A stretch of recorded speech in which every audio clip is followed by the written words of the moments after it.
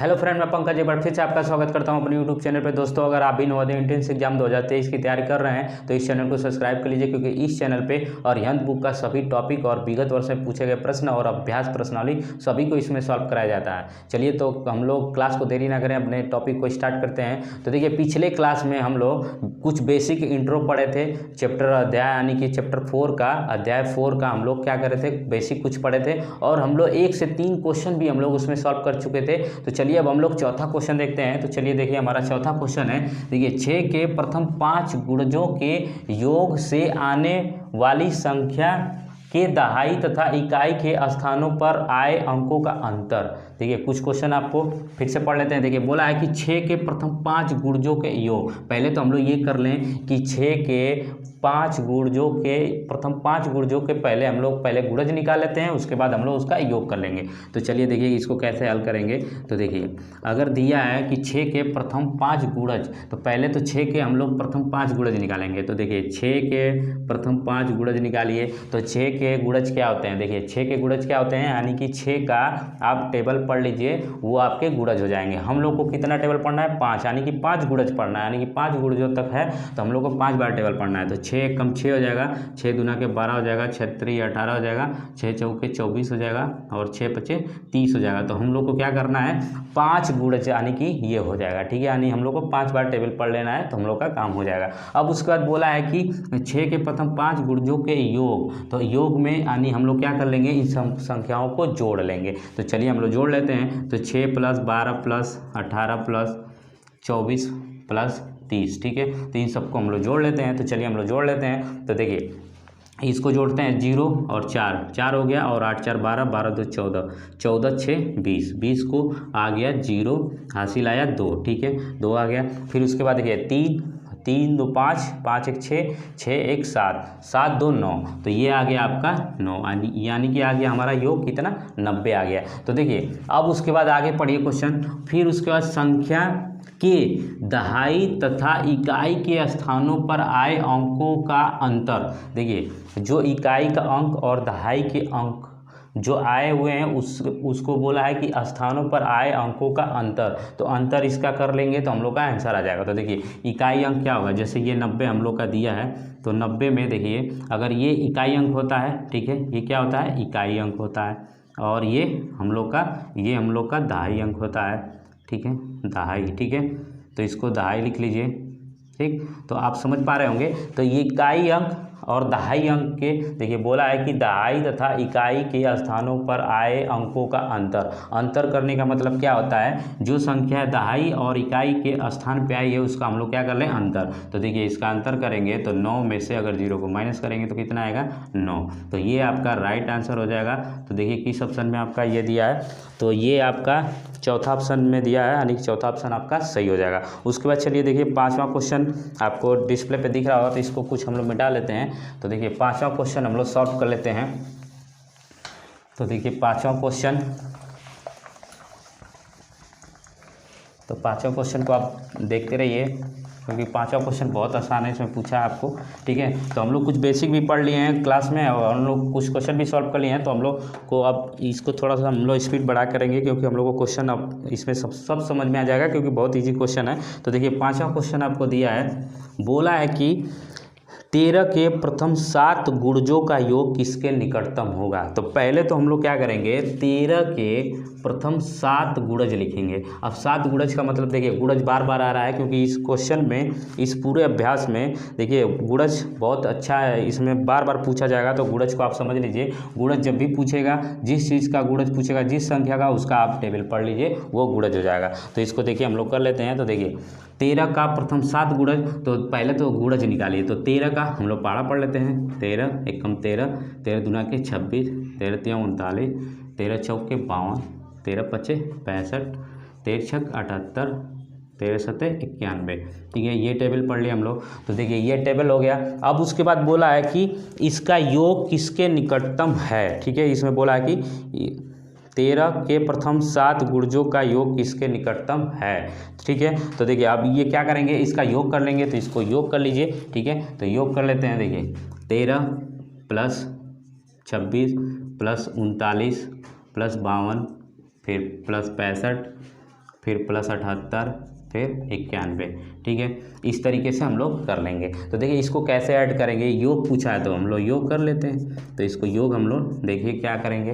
तो देखिए हम लोग क्या करेंगे, इसके लास्ट अंक को पहले जोड़ लेते हैं, लास्ट अंक को। ठीक है, लास्ट अंक को जोड़ के फिर हम लोग इसको सबको जोड़ लेंगे। ठीक है, तो देखिए लास्ट अंक 1 और 8, 9 हो गया, 9 हो गया है। फिर 9 5, 9 5 14 हो जाएगा, 9 5 14, 14 2 16, 16, 16 9 हो गया 25, 25 6 हो गया, 25 6 31 हो गया, 31 और 3 34। तो 34 हो गया, यानी कि आपका 4 हासिल कितना आ जाएगा, 3 आ जाएगा। ठीक है, अब उसके बाद देखिए अब लास्ट के अब दूसरे अंक को 9, 9 7 हो गया 16, 16 6 हो गया 22, 22 5 हो गया, 22 5 27, 27 3 30, 30 2 32, 32 1 32 1 33 और 33 3 36। तो ये आ गया आपका 36। ठीक है, तो देखिए ये आपका योग निकल के आ गया 364। अब आपके क्वेश्चन में कुछ पूछा है, देखिए बोला है कि योग किसके निकटतम है। तो देखिए योग किसके निकटतम है, तो देखिए आपका 4 ऑप्शन जो दिया है, देखिए इसमें दिया है 360, फिर 365, 370 और 375। तो इन सबको आप लिख लीजिए। तो देखिए तो पहला ऑप्शन दिया आपका 360। ठीक है, दूसरा ऑप्शन दिया आपको 365, फिर तीसरा ऑप्शन आपको दिया है 370, फिर चौथा ऑप्शन आपको दिया है 375। ठीक है, ये बोला है किसके निकटतम, यानी कि इसमें आपको आंसर देना है किसके निकटतम है। तो देखिए बहुत आसान है, निकटतम का मतलब कि ये किसके पास में है। तो देखिए अगर यहाँ आप देखेंगे तो ये 60, यहाँ कितना इससे दूर है, देखिए यानी कि कितनी इसके बीच में गैपिंग है। तो देखिए अगर इसको गैपिंग देखा जाए तो 3 यानी कि 4 संख्या का गैपिंग है, यहाँ देखिए 1 संख्या का गैपिंग है, यहाँ पे देखिए यानी कि 6 संख्या का, यहाँ पे कुछ ज़्यादा संख्या का। ठीक है, तो यहाँ तो 11 संख्या की गैपिंग आ गई। तो इसमें बोला है निकटतम, तो निकटतम कौन सा हो जाएगा, यही आपका दूसरा आंसर सही हो जाएगा, क्योंकि सबसे पास में यही संख्या आपकी पड़ रही है। तो आपका दूसरा आंसर इसमें राइट हो जाएगा। ठीक है, तो चलिए अब हम लोग 6वें क्वेश्चन को देखते हैं। तो देखिए 6वां क्वेश्चन आपको, देखिए 6वां क्वेश्चन दिया है कि 23 के गुणक हैं। ठीक है, 23 के गुणक बोला है। देखिए ये क्वेश्चन यहाँ पे गुणक नहीं होना चाहिए, क्योंकि यहाँ पे देखिए बोला है कि 23 के गुणक हैं, गुणक नहीं, इसमें यहाँ पे होगा गुणनखंड। ये 30 के गुणनखंड हैं, इसमें ये पूछा होगा। ठीक है, तो क्वेश्चन को देखिए यहाँ पे बोला है 30 के गुणनखंड पूछा होगा। ठीक है, तो 30 के गुणनखंड देखिए हम लोग कैसे चेक करेंगे, गुणनखंड क्या होते हैं। अभी हम लोग बताए थे कि गुणनखंड वो संख्या होती है जो कि जो नंबर से अगर इसको पूरा विभाजित कर दे वही हमारी गुणनखंड हो जाते हैं। तो 30 को कौन कौन से नंबर विभाजित करते हैं, तो देखिए 30 1 से तो पूरा विभाजित हो जाएगा, तो 1 भी क्या हो गया, इसका गुणनखंड हो गया। फिर उसके बाद देखिए ये 2 से भी पूरा विभाजित हो जाएगा, 2 ये भी कट जाएगा। फिर 3 से भी हो जाएगा। ठीक है, 3 से हो गया। फिर 4 से ये नहीं होगा। ठीक है, अगर 4 से करेंगे, 4 से 28 ये नहीं होगा। फिर 5 से, 5 छक्का 30, ये 5 से कट गया। फिर 6 से कट जाएगा। फिर 6 से, तो देखिए 6 बचे 30, ये भी कट जाएगा। 6 के बाद आपका 7 से नहीं कटेगा, 8 से भी नहीं कटेगा, फिर 9 से भी नहीं कटेगा, फिर उसके बाद 10 से कटेगा। ठीक है, तो 10 भी हमारा क्या हो जाएगा, 30 का गुणनखंड हो जाएगा, यानी कि गुणनखंड पूछा है, गुणज नहीं पूछा। ठीक है, तो यहाँ पे फिर उसके बाद देखिए 15 से भी ये हो जाएगा। ठीक है, तो 15 से भी ये कट जाएगा। फिर उसके बाद ये 30 खुद से कट जाएगा। ठीक है, तो ये 30। देखिए गुणनखंड का मतलब होता है कि जो संख्या दी हो, अगर उसको जिससे विभाजित किया जाएगा, अगर पूरा विभाजित हो जाए, कोई भी शेष ना बचे, तो वो उसका गुणनखंड हो जाता है, यानी कि उसका फैक्टर हो जाता है। ठीक है, तो ये देखिए 1 आ गया, और 2 3 5 6 10 15 30, ये सारे नंबर इसको क्या कर रहे हैं, डिवाइड कर रहे हैं, यानी कि पूरी विभाजित कर रहे हैं। तो आपके ऑप्शन में देखिए ये किस ऑप्शन में दिया है, तो देखिए ये आपके ये चौथा ऑप्शन आपका ये सही हो जाएगा, जो कि आपके चौथे ऑप्शन में ये दिया है। ठीक है, तो ये चौथा ऑप्शन आपका सही हो जाएगा। तो 6 का चौथा ऑप्शन सही है। ठीक है, तो चौथा ऑप्शन आपका सही हो जाएगा। ठीक है, चौथा ऑप्शन सही हो जाएगा। अब उसके बाद देखिए 7वां क्वेश्चन दिया है। ठीक है, तो 7वां क्वेश्चन आपको डिस्प्ले पे दिख रहा होगा। 7वां क्वेश्चन भी बहुत ही आसान है, तो 7वां क्वेश्चन आप देखते रहिए। देखिए 7वां क्वेश्चन आपको दिया है, तो देखिए बहुत इजी क्वेश्चन है, बस आपको थोड़ा सा दिमाग लगा के समझना है, तो बहुत इजी है। ठीक है, तो 7वां क्वेश्चन देखिए, 7वां क्वेश्चन दिया है, तो इसको देखिए आप पढ़िए। दिया एक संख्या 50 से कम है, 7 की गुणज है, कि कुल 3 गुणनखंड है, वह संख्या क्या है। देखिए ये आपका 4 ऑप्शन दिया है, तो हम 4 ऑप्शन लिख लेते हैं। जैसे दिया है आपका 14, फिर उसके बाद दूसरे ऑप्शन में दिया है 42, फिर तीसरे ऑप्शन में तीसरे ऑप्शन में दिया है 49, फिर चौथे ऑप्शन में दिया आपको ये 70। ठीक है, इस तरीके से आपको ऑप्शन दिया है। ठीक है, तो ये ऑप्शन आपको बोला है। तो देखिए क्वेश्चन में क्या बोला है कि ये देखिए आपको ये दिया है कि एक संख्या 50 से कम है। पहले तो देखिए हम लोग ऑप्शन से क्वेश्चन करेंगे तो बहुत जल्दी सॉल्व हो जाएगा, क्योंकि देखिए ऑप्शन से क्वेश्चन जब किया जाता है तो बहुत आसान हो जाता है क्वेश्चन। तो देखिए इस सेंटेंस को पढ़ते रहिए और क्वेश्चन को एक एक क्वेश्चन पढ़ के इसको आंसर दीजिए। ठीक है, तो देखिए इसमें बोला है कि एक संख्या 50 से कम है। तो पहले तो देखिए ये 4 ऑप्शन को देखिए तो 50 से कम होना चाहिए। तो देखिए ये 50 से ज़्यादा है, तो पहले तो चौथा ऑप्शन हम लोग का रॉन्ग हो जाएगा, यानी कि चौथा हम लोग का ऑप्शन नहीं होगा।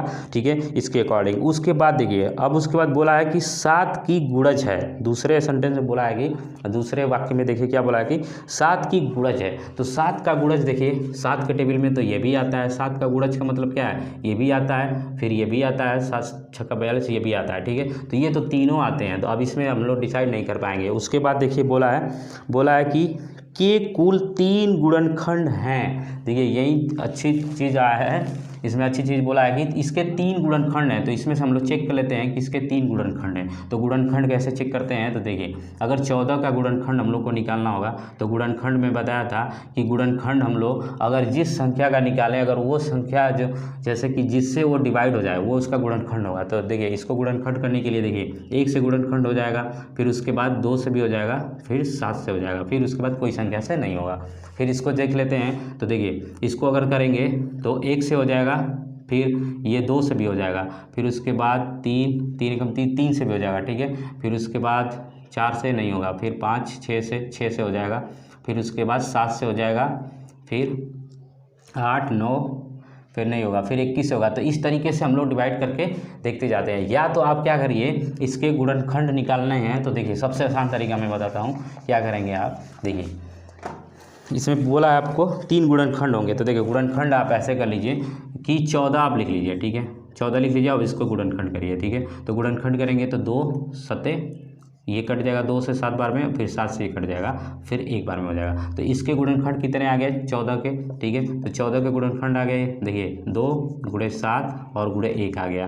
फिर उसके बाद हम लोग 42 के कर लेते हैं। तो देखिए 42 का करेंगे तो 2 से काटेंगे तो 2 2 ना के 4, 2 1 कम 2, 3 से काटेंगे 3 सते 21, फिर 7 से काटेंगे ये कट जाएगा। फिर उसके बाद देखिए ये गुणनखंड हो गया, 1 आ गया। ठीक है, तो अब हम लोग 42 को कैसे लिख सकते हैं, 2, ठीक है 2 3 फिर 7 फिर 1 ऐसे लिख सकते हैं। फिर 49 को अगर हम लोग करेंगे तो देखिए 49 को हम लोग 7 से 7 सत्ते 49 और 7 एकम 7 ये कट जाएगा। ठीक है, तो ये 7 इसके 49 के गुणनखंड हो जाएंगे। ठीक है, तो देखिए 49 को हम लोग कैसे लिख सकते हैं, 7 गुणे 7 और गुणे 1। तो देखिए इसमें आपसे ये बोला है कि 3 इसके गुणनखंड होंगे, वह संख्या क्या है। तो देखिए ध्यान से आप चीज़ों को देखिए, इसमें आपको देखिए कंफ्यूज नहीं होना है। देखिए एक तो हर एक संख्या में कॉमन होता है, एक क्या होता है, हर एक संख्या में कॉमन होता है, यानी कि ये हर एक संख्या में कॉमन ही आपको मिलेगा। तो इसको तो आप मिटा लीजिए, कम से कम इसको मिटा लीजिए। ठीक है, क्योंकि देखिए हर एक ये इसमें हर एक में ये 1 से ये पूरी संख्या कोई भी संख्या हो 1 से कट जाती है, यानी कि 1 तो हमेशा कॉमन ही होगा। ठीक है, तो अब देखिए अगर इसमें देखिए इसके कितने गुणनखंड हो रहे हैं, 2, तो ये तो ऑप्शन होगा नहीं, यानी कि पहला ऑप्शन नहीं होगा। उसके बाद देखिए ये देखिए तीसरे ऑप्शन में देखिए इसका भी 2 है, तो इसमें भी नहीं होगा, इसमें भी नहीं होगा। तो बचा हमारा कितना, 42। तो देखिए इसके 3 गुणनखंड हैं, तो यही आपका राइट आंसर हो जाएगा। तो ये आपका दूसरा ऑप्शन आपका सही हो जाएगा। तो इसमें आपका दूसरा ऑप्शन सही है। ठीक है, उसके बाद देखिए 7वां हो गया। उसके बाद देखिए 7वें के बाद चलिए हम लोग 8वें क्वेश्चन को देखते हैं। तो देखिए 8वां क्वेश्चन आपको दिया है, तो इधर हम लोग समझ लेते हैं, या तो इसको कुछ मिटा लेते हैं। देखिए 8वां क्वेश्चन आपको दिया है। ठीक है, तो देखिए 8वां क्वेश्चन दिया है कि 12 तथा 15 के सर्वनिष्ठ गुणनखंड हैं। सर्वनिष्ठ गुणनखंड का मतलब कॉमन फैक्टर। ठीक है, कॉमन फैक्टर। देखिए सर्वनिष्ठ बोले, उभयनिष्ठ गुणनखंड बोले, ये क्या होते हैं, और या तो कॉमन फैक्टर बोले, ये सभी एक ही मतलब वर्ड हैं। तो ये आपको लिख लीजिए कॉपी पे। ठीक है, सर्वनिष्ठ बोले या उभयनिष्ठ बोले, ये सब एक ही बात है। ठीक है, तो सर्वनिष्ठ और उभयनिष्ठ गुणनखंड ये आपसे पूछा है। तो देखिए 12 पूछा है, 12 तथा 15। ठीक है, 12 तथा 15 के सर्वनिष्ठ गुणनखंड। तो सर्वनिष्ठ गुणनखंड या तो उभयनिष्ठ गुणनखंड, बात एक ही है। तो इसमें गुणनखंड आपको कॉमन फैक्टर बताना है, ठीक है। तो देखिए पहले हम लोग क्या करेंगे, 12 के हम लोग गुणनखंड करेंगे। तो इधर लिख लीजिए 12 के गुणनखंड। तो 12 किससे किससे कटता है उसका गुणनखंड लिख लीजिए। तो देखिए 12 1 से, फिर 2 से, फिर उसके बाद 3 से, फिर उसके बाद 4 से भी कटता है, फिर 6 से और खुद ये 12 से ये कटता है। फिर उसके बाद देखिए उसके बाद 15 को अगर लिख लीजिए तो इसको पहले हम लोग इसका गुणनखंड कर लेते हैं, यानी कि कौन कौन से ये संख्या से ये कट रहा है, ठीक है। तो देखिए 1 से पूरा कट जाएगा, फिर 3 से, 3 5 15, फिर 5 से, 5 से 15, फिर उसके बाद 15 से ये खुद कट जाएगा। अब उसके बाद देखिए बोला है कि 12 तथा 15 के सर्वनिष्ठ गुणनखंड, इसमें बोला है, देखिए इसमें बोला है कि सर्वनिष्ठ गुणनखंड हैं। तो सर्वनिष्ठ गुणनखंड का मतलब कि इसमें कॉमन फैक्टर है, यानी कि उभयनिष्ठ गुणनखंड हैं। तो उभयनिष्ठ गुणनखंड का मतलब जो इसमें कॉमन होगा, यानी कि दोनों में होगा। तो देखिए पहला तो ये देखिए 1 है, इसमें भी 1 है और इसमें भी 1 है। उसके बाद देखिए 2 नहीं है इसमें, फिर देखिए 3 है। तो देखिए ये 3 जो है ये आपका 3 भी है, उसके बाद 4 नहीं है, 6 भी नहीं है, 12 भी नहीं है, नहीं है। तो देखिए इसमें जो आपका आंसर हो जाएगा, इसमें 4 आपका राइट आंसर हो जाएगा। तो इसमें जो चौथा ऑप्शन आपको दिया है ये 1 और 3 ये आपका राइट आंसर हो जाएगा, जो कि इसमें दोनों में मिल रहा है, ठीक है, दोनों में कॉमन है, यानी कि उभयनिष्ठ गुणनखंड है। तो ये आपका चौथा आपका राइट आंसर हो जाएगा। तो चलिए अब हम लोग नेक्स्ट क्वेश्चन को देखते हैं। तो इसको हम लोग मिटा लेते हैं। तो चलिए हमारा नेक्स्ट क्वेश्चन है, देखिए हमारा नेक्स्ट क्वेश्चन 9वां है, दिया है कि देखिए 37,800 का अभाज्य गुणनखंड क्या है, ये आपसे पूछा है। तो देखिए अभाज्य गुणनखंड इसमें करना है, प्राइम फैक्टर करना है, ठीक है। तो हम लोग क्वेश्चन को पहले से भी प्राइम फैक्टर को समझ लिए हैं अच्छे से। तो देखिए प्राइम फैक्टर करने के लिए क्या करते हैं, इस नंबर का हम लोग क्या करते हैं, अगर हम लोग इसको इस तरीके से अगर लिख लें, ठीक है, 37,800 अगर लिख लें, और इसको हम लोग क्या करें, इस तरीके से प्राइम फैक्टर है, यानी कि एलसीएम जैसे हम लोग निकालते हैं, एलसीएम मेथड से अगर इसको कर लें तो हम लोग का प्राइम फैक्टर निकल जाता है, यानी कि अभाज्य गुणनखंड निकल जाता है। तो हम लोग वही काम करेंगे। तो देखिए इस क्वेश्चन को हम लोग क्या करेंगे, देखिए अगर 0 है तो इसको अब देखिए काटेंगे कैसे, क्योंकि हम लोग को प्राइम फैक्टर जब करते हैं तो इसमें हम लोग को ये देखना होता है कि ये किस संख्या से कट रहा है, तो उसी संख्या से हम लोग काटते हैं। तो देखिए 0, तो देखिए विभाजकता का नियम आप जब पढ़े होंगे कि अगर 0 लास्ट में होता है तो वो 2 से डिविजिबल हो जाता है। तो पहले हम लोग 2 से ही छोटी संख्या से हम लोग काटते हैं, ठीक है। तो इसको 2 से हम लोग पहले काटते हैं, तो ठीक है। चलिए देखिए 2 से अगर हम लोग इसको काटेंगे तो देखिए 2 2 1 कम 2, यहाँ बचा 1 17 हो गया, 2 8 16 हो गया, फिर यहाँ से 1 बचा, 2 9 18 हो गया, फिर ये 2 0 उतर गया। फिर उसके बाद फिर देखिए 0 है तो फिर हम लोग क्या करेंगे, फिर 2 से हम लोग काटेंगे। तो 2 से फिर काट लीजिए। तो देखिए 2 9 18, फिर 2 चौके 8, 1 बचा, 2 5 10, ये कट गया।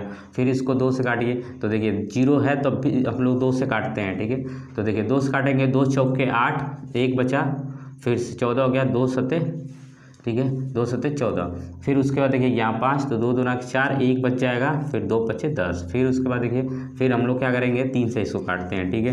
तो देखिए 3 से अब कट जाएगा, क्योंकि देखिए 5 है तो ये 5 से भी कट जाएगा, अगर लास्ट में 5 हो तो 5 से भी कट जाएगा, लेकिन 3 से हम लोग पहले छोटी संख्या से चेक करेंगे। तो देखिए 3 से हम लोग काटेंगे तो 3 1 कम 3, 1 बच जाएगा, तो यहाँ 17 हो जाएगा। तो 3 5 15, फिर 2 बच जाएगा, फिर 22 हो जाएगा।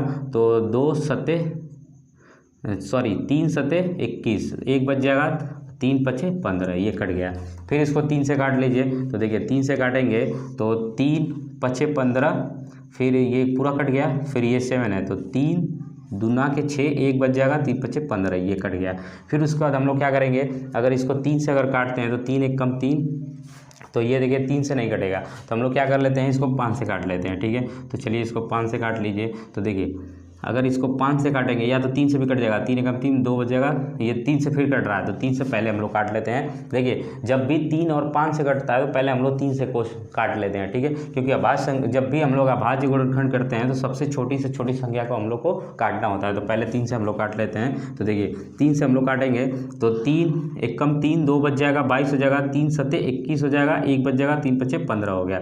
अब देखिए ये 3 5 15, 2 बच जाएगा, 25 नहीं कटेगा, तो 3 से अब नहीं कटेगा, तो अब हम लोग 5 से चेक करेंगे, ठीक है। तो 5 से इसको काटेंगे। तो देखिए 5 से इसको काटेंगे तो 5 3 15 हो जाएगा, तो इसमें से 2 बचेगा, फिर 5 5 25 हो जाएगा। अब देखिए ये फिर 5 से कटेगा, तो फिर 5 से काट लीजिए, 5 सते 35, ठीक है। फिर 7 से ये कटेगा तो 7 से ये कट गया।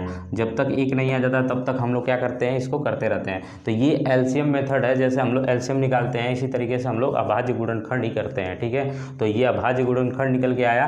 तो देखिए आपका जो ये अभाज्य गुणनखंड दिया है, तो हम लोग ऑप्शन में देखेंगे तो देखिए आपके ऑप्शन में दिया है, इसमें देखिए कौन कौन से, तो देखिए अभाज्य गुणनखंड में जो ये आ गया है ये सारे अभाज्य गुणनखंड हैं। अभाज्य गुणनखंड यानी कि प्राइम फैक्टर। तो देखिए अभाज्य गुणनखंड क्या होते हैं, जो कि स्वयं से कटता है या तो 1 से कटता है। तो ये देखिए ये जो भी 2 आया है ये भी क्या अभाज्य गुणनखंड है, ये अभाज्य है, ये भी अभाज्य है, ये भी। तो इस तरीके से तो हम लोग ऑप्शन में देख लेते हैं। तो देखिए 3 बार 2 आया है और उसके बाद 3 बार 3 भी आया है, ठीक है। तो इस तरीके से ऑप्शन आपको दिया है, दूसरे में ऑप्शन दिया है, फिर 5 बार 2 है और 1 7 है, ठीक है। तो ये आपका दूसरा ऑप्शन सही हो जाएगा। तो दूसरे ऑप्शन में आपको ये दिया है, ठीक है। तो दूसरा ऑप्शन सही हो जाएगा। उसके बाद चलिए हम लोग 10वें क्वेश्चन को देखते हैं। तो 10वां क्वेश्चन देखिए आपको दिया है, तो इधर साइड में देख लेते हैं। तो देखिए आपको डिस्प्ले पर दिख रहा होगा, बोला है क्वेश्चन में, देखिए दिया है कि निम्न में से 316 का कौन गुणनखंड नहीं है। देखिए आपका ऑप्शन दिया है, उसमें पहला ऑप्शन दिया है, देखिए दिया है कि 1, फिर दूसरा ऑप्शन दिया है उसमें देखिए 158, फिर उसके बाद तीसरा ऑप्शन दिया है, ठीक है।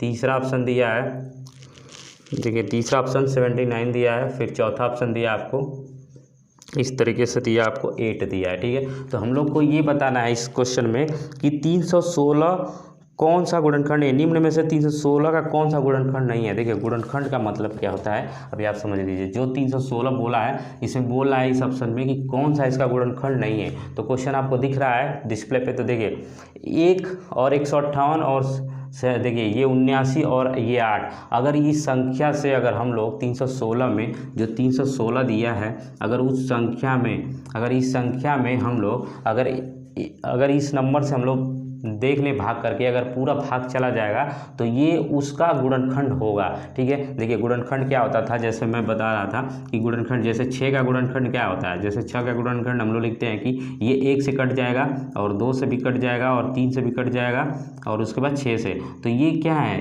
1 और 2 और 3 ये 6, ये क्या है, ये 6 के गुणनखंड हैं। तो देखिए जो गुणनखंड होता है ये पूरा उसको डिवाइड कर देता है, पूरे नंबर को ये विभाजित कर देता है, ठीक है। तो ऐसे ही देखिए 316 में अगर बोला है कि कौन सा गुणनखंड नहीं है, ठीक है। तो अगर गुणनखंड नहीं है तो हम लोग को देखिए जो नंबर दिए हम लोग चेक कर लें बारी बारी से कि कौन सा इसको विभाजित कर दे रहा है। अगर जो नंबर विभाजित कर देगा वो तो गुणनखंड होगा, और जो विभाजित नहीं करेगा वही हमारा गुणनखंड नहीं होगा। तो वही आंसर हमें नहीं वाला देना है। तो देखिए अगर हम लोग 1 को चेक कर लें पहले ऑप्शन को, तो देखिए अगर 1 से हम लोग चेक करते हैं तो देखिए 1 क्या है, 1 से अगर कोई भी संख्या को अगर विभाजित किया जाता है तो वो पूरा का पूरा कट जाता है। तो ये 1 तो हमारा ऑप्शन होगा नहीं, क्योंकि ये तो अभाज्य गुणनखंड है इसका, ठीक है। ये गुणनखंड है, ठीक। उसके बाद देखिए अब उसके बाद देखिए ये दिया है 158। तो 316 को हम लोग 158 से अगर हम लोग 316 को 158 से अगर हम लोग दूसरे ऑप्शन को चेक कर लें कि क्या ये इससे पूरा विभाजित हो जा रहा है, अगर विभाजित हो जाएगा तो ये इसका गुणनखंड होगा। तो ये ऑप्शन हमारा सही नहीं होगा। तो पहले इसको चेक कर लेते हैं। तो देखिए 58 से अगर इसको काटेंगे तो देखिए 2 बार इसको टेबल पढ़िए तो 2 बार में ये कट जा रहा है, क्योंकि अगर 2 बार गुणा करके आप देख सकते हैं 158 को अगर 2 बार गुणा करिए तो देखिए 2/16 को 6 हासिल आएगा और 2 5 10, 10 1 11 हासिल आएगा, 2 1 2 1 3, ठीक है। तो देखिए 2 बार में ये कट जा रहा है, पूरा 2 बार में कट जा रहा है। तो ये भी क्या है, देखिए 2 से ये इस संख्या से पूरा विभाजित हो गया, तो ये भी हमारा गुणनखंड नहीं है, ठीक है। तो अब हम लोग इसको चेक कर लेते हैं 79 को। तो देखिए 316 में हम लोग क्या कर लें 79, ये इससे अगर हम लोग भाग करके देख लें तो क्या ये पूरा कट जा रहा है कि नहीं, वही हम लोग चेक कर लेते हैं, ठीक है। तो देखिए हम लोग इसे चेक करेंगे तो देखिए इसको कितने बार में 9 1 9 9 2 18 30 27 29 34। अगर इसको देखिए 4 बार अगर हम लोग टेबल पढ़ते हैं तो 79 चौके अगर 4 बार पढ़ेंगे तो 316 आएगा। यहाँ करके देख लीजिए 79 को अगर हम लोग 4 बार गुणा करके देखिए 4 9 36 को 6 हासिल आया 3, 4 7 28 3 31, ठीक है। तो ये आ गया, ठीक है। 4 7 28 और 3 31, ये आ गया 316। यानी कि ये 4 से पूरा क्या हो जा रहा है, विभाजित हो जा रहा है। तो ये भी हमारा ऑप्शन नहीं होगा। तो बचा क्या, हमारा चौथा ऑप्शन बचा, यही सही हो जाएगा। इसको भी काट के चेक कर लीजिए। देखिए 316 को अगर 8 से हम लोग काटेंगे तो देखिए 8 से करेंगे तो 8 1 कम 8 हो जाएगा, 8 3 24, 8 3 24, इसमें कितना बच जाएगा, यानी कि 7 बच जाएगा। तो 7 76, फिर 8 से करेंगे तो नहीं कटेगा, ठीक है। तो ये देखिए नहीं कट रहा है। तो यही ऑप्शन हम लोग का क्या क्या है, सही हो जाएगा। ठीक है, तो यही हमारा राइट आंसर है। तो देखिए ये चौथा ऑप्शन आपका राइट हो जाएगा। ठीक है, तो देखिए हम लोग क्लास को बड़ी नहीं रखेंगे, हम लोग क्लास को यहीं स्टॉप करते हैं। ठीक है, और हम लोग बाकी के क्वेश्चन हम लोग नेक्स्ट वीडियो में करेंगे। तो आई होप कि आपको समझ में आया होगा। अगर आपको समझ में आया है तो वीडियो को लाइक करिए और अपने दोस्तों के साथ शेयर करिए। अगर मेरे चैनल पे पहली बार आए तो चैनल को सब्सक्राइब कर लीजिए और चैनल को सब्सक्राइब करके बेल आइकन को प्रेस करके ऑल नोटिफिकेशन पे क्लिक कर लीजिए, क्योंकि अगर कोई भी मैं वीडियो अपलोड करूँगा तो उससे आपको नोटिफिकेशन मिल जाएगा, जिससे आपकी बेहतर तैयारी हो सकेगी। धन्यवाद।